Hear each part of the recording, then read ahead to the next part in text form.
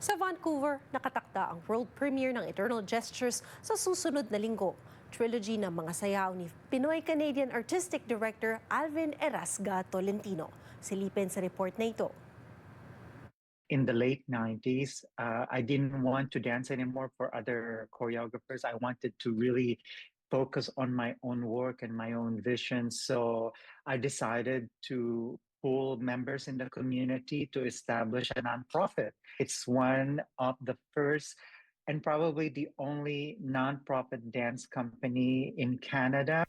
Natatag noong taong 2000, hango sa apelyido ng ina ni Alvin Erasga Tolentino ang pangalan ng company Erasga na nagtanghal sa iba't ibang panig ng mundo sa nakalipas na 25 taon.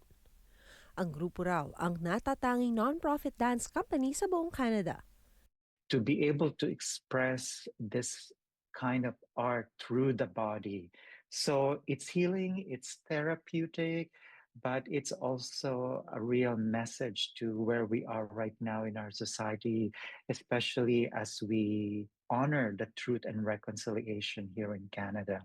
Sa susunod na linggo, si Tolentino, katuwang sina co-stage choreographer Star Moranco, Michelle Alston at Margaret Renier, itatanghal ang Eternal Gestures. Produksyong hinirang daw ang boses ng kababaihang indigenous. Isang paraan din daw ito upang maghilom at ma-decolonize ang sining. In Canada, I have to keep myself warm in the studio and also in the theater. Yeah, so there's pros and cons naman sa both spaces, but I love dancing in the Philippines kasi mainit, di ba? So I never have to warm up all the time. So I love that temperature. But it's just that, sometimes you get really sobrang exhausted. Di ni Tolentino matindi ang kanilang paninindigang ibahagi ang cross-cultural experimental dance. Tampok ang kanilang identity, ancestry at ang kalikasan. Marami nang naging obra ang tanyag na award-winning choreographer sa nakalipas na 3 dekada. Hasaman sa pagtatanghal, hanggang ngayon, araw-araw pa rin daw siyang nag-iensayo upang mapanatili ang kanyang lakas.